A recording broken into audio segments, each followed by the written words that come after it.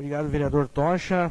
Rapidamente, a respeito dessa questão, então, do ofício que a gente leu de resposta da Prefeitura e também do DENIT, o vereador Arley comentou antes, nós já estamos também encaminhando aí uma reunião com a Prefeitura Municipal, com os seus diferentes órgãos aí que lidam com essa questão, e é uma intenção nossa, sim, fazer essa reunião mais ampliada, pode até ser através de uma audiência pública também, e nada impede, logicamente, da bancada do PSDB fazer a sua indicação nesse sentido, e dizer que a gente encaminhou para diversos órgãos aqui, ofício da Câmara de Vereadores, não foi só para o DENIT, mas também para a Procuradoria-Geral do Município, que recebemos resposta, Conselho Tutelar, Secretaria de Assistência Social do Município, Ministério Público Federal de Palmeira das Missões, Ministério Público Local e Defensoria Pública, que são órgãos, então, todos que estão tendo ciência dessa questão, dessa problemática aqui que a gente enfrenta. Bom, mas o meu tema hoje não poderia ser diferente, é uma questão que tomou foco em todo o país na última semana, né, e tivemos então episódios importantes para o nosso país. E aqui é uma tribuna para a gente tratar de temas locais, regionais, mas também da questão da política nacional, e porque isso de alguma forma também reflete nas nossas comunidades. Então, no campo jurídico, nós tivemos uma decisão que já, na minha opinião, na avaliação de muitos juristas também, pessoas entendidas no assunto, já deveria ter sido tomada há muito tempo. E os reflexos dessa decisão influem diretamente no campo político e social. Vou utilizar um texto base aqui de um profundo analista da política brasileira para servir de referência a essa fala. De acordo com o jornalista, professor, escritor Juremir Machado da Silva, que esteve conosco aqui no último mês, em texto publicado agora no último sábado no Correio do Povo, o Supremo Tribunal Federal teve a ousadia de respeitar o inciso 56 do artigo 5º da Constituição Federal de 1988. Uma decisão revolucionária e corajosa. De quebra, respeitou também o artigo 283 do Código de Processo Penal. Lula ficou 580 dias preso inconstitucionalmente. O Supremo pode muito, mas não deve poder tudo. Então nós não podemos analisar a decisão que libertou o ex-presidente Lula na última semana, apartada da decisão que o Supremo teve um dia antes. A Suprema Corte aqui do nosso país analisou o tema provocada por 3 ações declaratórias de constitucionalidade, ADCs, que muita gente que não é, às vezes, que não tem o entendimento jurídico, as pessoas às vezes confundem o que estava sendo julgado de fato lá no plenário do Supremo na última quinta-feira.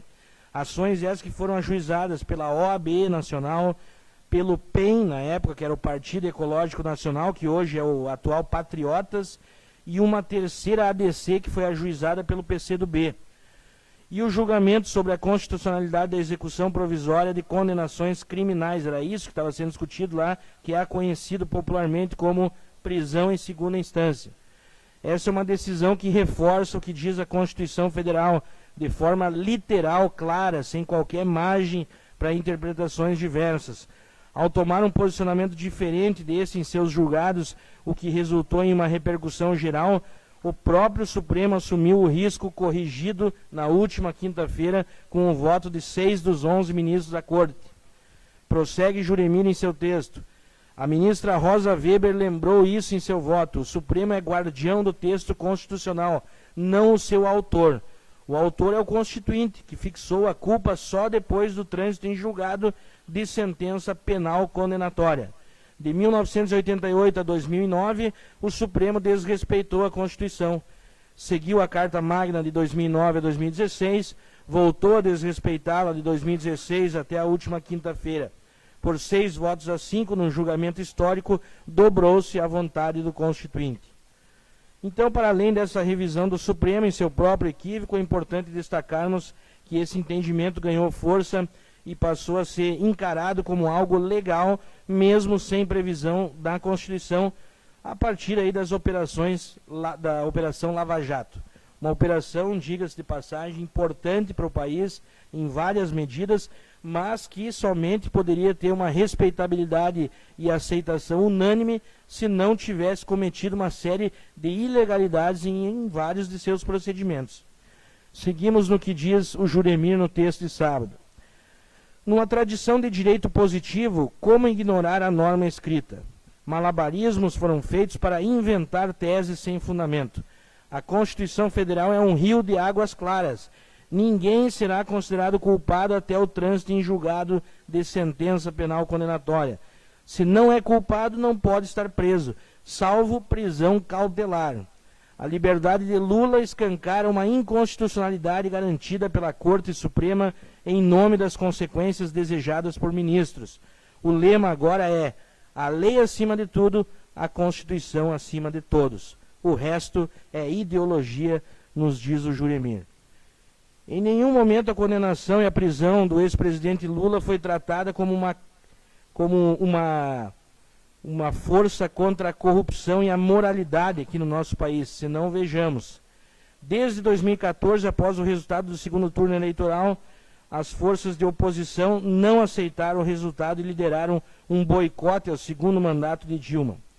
Ou através das chamadas pautas-bomba no Congresso, ou através de um processo de impeachment completamente sem provas, sem previsão legal, apenas para cumprir um jogo político na época e desestabilizar um governo eleito.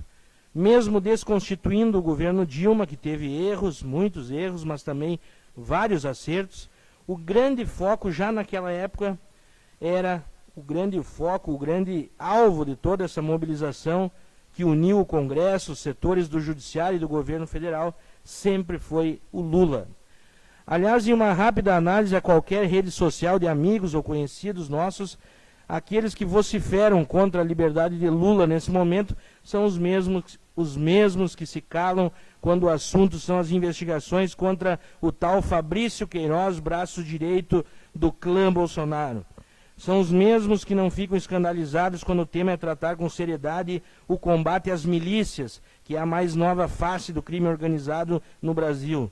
São os mesmos que compraram a ideia do impeachment na época a partir das tais pedaladas fiscais, mas que nunca se indignaram com essa prática em outros governos, o que nunca resultou em crime de improbidade, pois não pode ser configurado nessa seara, mas na época foi. Ou seja, o impeachment foi uma farsa, um golpe branco. Os que criticam a liberdade de Lula são os mesmos que não se ofendem com o claro conluio montado entre o ex-juiz Sérgio Moro e o procurador Deltan Dallagnol, demonstrado com várias provas pelo site The Intercept Brasil, invertendo-se os papéis de acusação e julgador.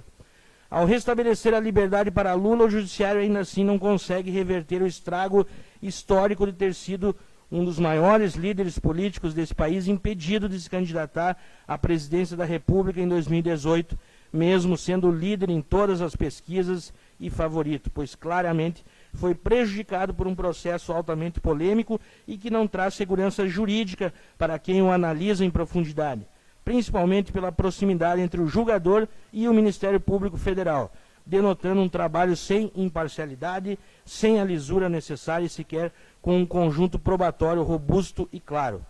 As principais acusações são formuladas por delatores, pessoas que estão envolvidas em casos ilegais, mas que são premiadas com a diminuição de pena se colaborarem com a justiça, não havendo compromisso de comprovarem documentalmente o que relatam ou delatam.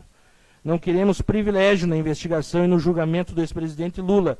Queremos apenas que se cumpra a Constituição, a legislação estabelecida pelo Código de Processo Penal e que o órgão julgador se mantenha neutro para então poder julgar com a isenção necessária.